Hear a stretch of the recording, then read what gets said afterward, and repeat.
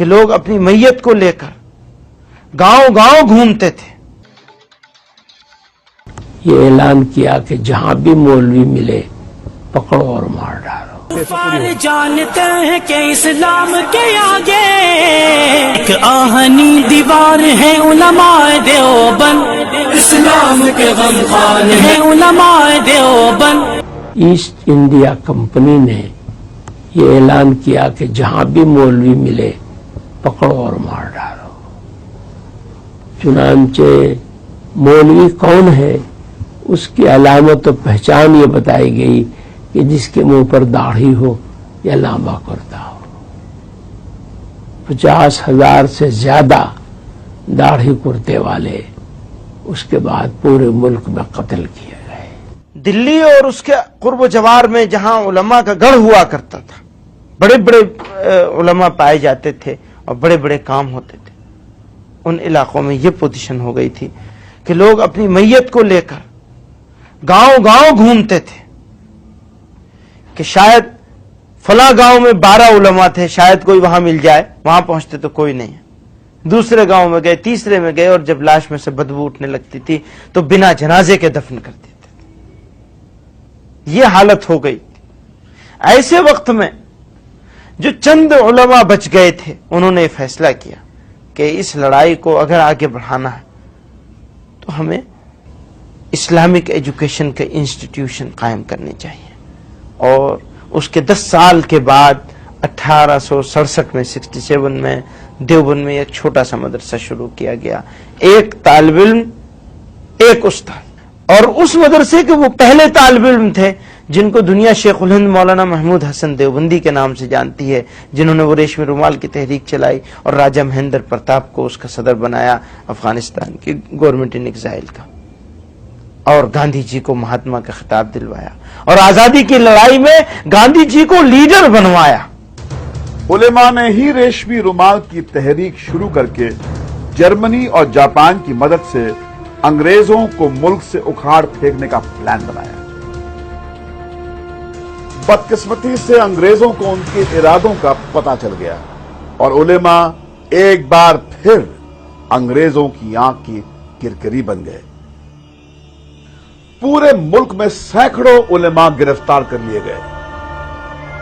شیخ الہند مولانا محمود حسن اور ان کے چہیتے شاگرد مولانا حسین احمد مدنی کو تو گرفتار کر کے ہندوستان سے باہر مالٹا بھیج دیا گیا، جہاں کئی سال انہیں جیل کی کال کوٹھی میں بتانے پڑے.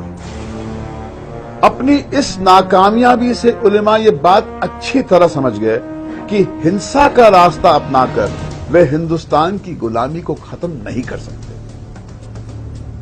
علماء نے سن 1919 میں جمعیت علماء ہند کے نام سے ایک نئی تنظیم شروع کی اور جن آندولن کو انگریزی حکومت کے خلاف ایک نیا ہتھیار بنایا.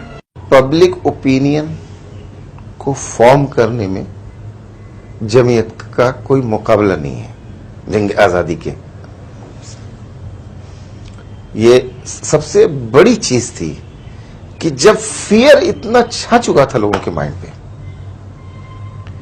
کہ برٹش سرکار کے خلاف بولنا تو دور کی بات، ان کے بارے میں سوچنا بھی لوگوں نے چھوڑ دیا تھا. ایسا ذہن بن چکا ہو، آپ اپنے رولر سے اتنے مروب ہو چکے ہوں کہ آپ کی آزادی کی خواہش مر چکی ہو. ایسے وقت میں کچھ لوگ اٹھیں اور آپ کے دل میں آزادی کی خواہش کو جگا دیں، اس سے بڑا کوئی رول نہیں ہو سکتا. گاندھی جی کے ساتھ جنگ آزادی کے ہر مورچے پر جمعیت نیتا قدم سے قدم ملا کر چلتے رہے.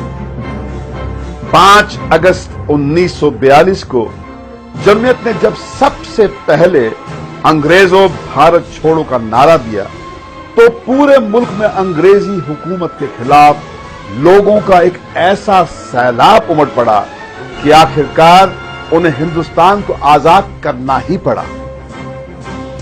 لیکن بٹوارے کے مدعے کو لے کر جگہ جگہ بھڑکے قومی دنگوں نے اس ہندو مسلم ایکتا کو سب سے زیادہ نقصان پہنچایا جس نے انگریزوں کو ہندوستان سے باہر کھدیڑ دیا تھا. جمعیت نیتا مولانا حسین احمد مدنی نے پورے ملک کا دورہ کیا और मुसलमानों से अपील की कि वो मुस्लिम लीग के बहकावे में न आए। वो तो यही कहते थे कि तुम लोग धोखे में मुब्तला और मुल्क को तबाह कर रहे हो और बहुत बड़ा कत्लेआम होगा। जमीयत तो बहुत मुखालिफ थी पाकिस्तान बनने के, बहुत ज्यादा शद्दत के साथ मौलाना हफीजुर रहमान जो मुजाहिद मिल्लत गुजरे गांधी जी के बहुत करीब थे, बहुत कोशिश करते रहे वो गांधी जी से कि पाकिस्तान को तस्लीम नहीं करना चाहिए, और जलसों में बड़े बड़े जलसों में शदीद मुखालफत करते रहे, पाकिस्तान नहीं बनना चाहिए।